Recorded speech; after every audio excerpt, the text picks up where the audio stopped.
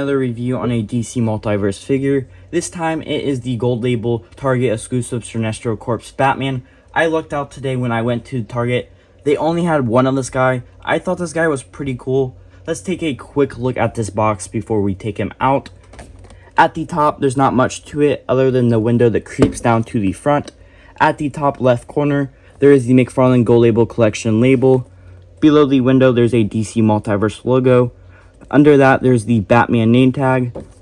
On the right side of the box, there's another DC Multiverse logo and another Batman name tag. For the left side of the box, for the third time, there's another DC Multiverse logo with another Batman with the added on Sinestro Corpse name. Below that, there is a McFarlane Toys logo. For the back side of the box, there's this awesome artwork of Batman. That artwork looks so badass.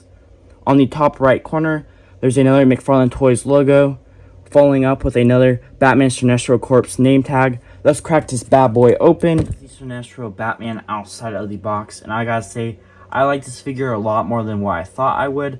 This guy's really cool. He really pops out on my shelf with that black and that bright yellow. Let's take a closer look at those accessories before we take a closer look at the Sinestro Batman. Accessories, he doesn't come with much other than his construct.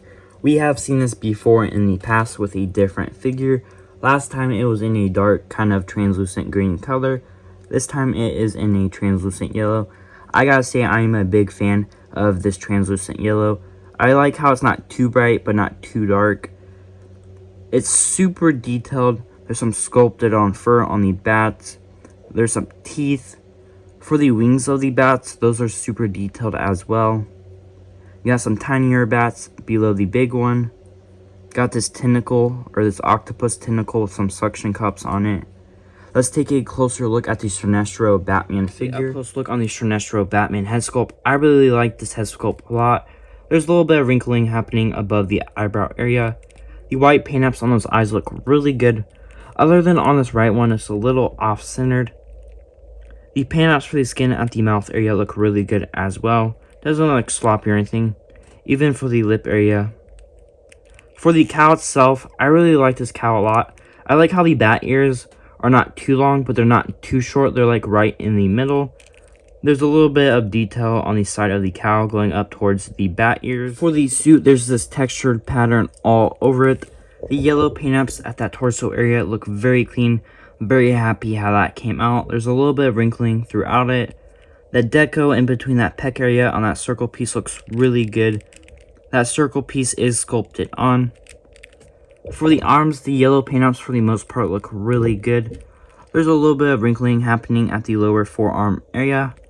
I don't know if it's just me, but for this right hand, to me it looks a little too big compared to this left one. For me, this left one looks like a normal size hand, but this right one looks a little too big. For his ring, the yellow paint apps on that look really good. I'm very happy how that came out. For his belt area, that is molded silver. There's a little bit of detail throughout it. There's some more for the back as well. For the crotch piece, that is a soft rubbery material.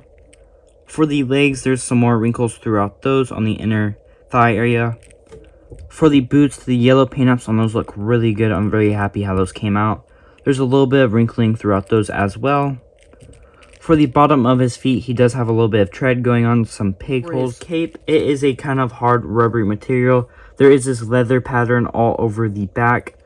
For the front of the cape, there is that pattern that we saw on the suit, but now on the front of the cape. That's going to be it for looking at the figure. Let's take a closer look at the articulation. For his articulation, he looks pretty far down and up. Has a pretty good amount of head tilt. The head does a basic 360. For those butterfly joints at the shoulder area, it is hindered a little by the cape, but you still get a pretty good movement out of it. The arms go fully out into a T-pose position. Basic bicep swivel. Double jointed elbows. For the hands, basic hand swivel. They go a little bit up, a little bit more down.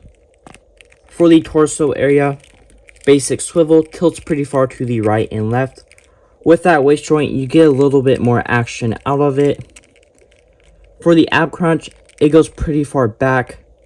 With that waist joint, you get a little bit more out of it. For going forward, it goes forward a tiny bit. With that waist joint, it goes pretty far forward. For the waist, basic swivel. For his legs, he kicks pretty far forward. He kicks back a little.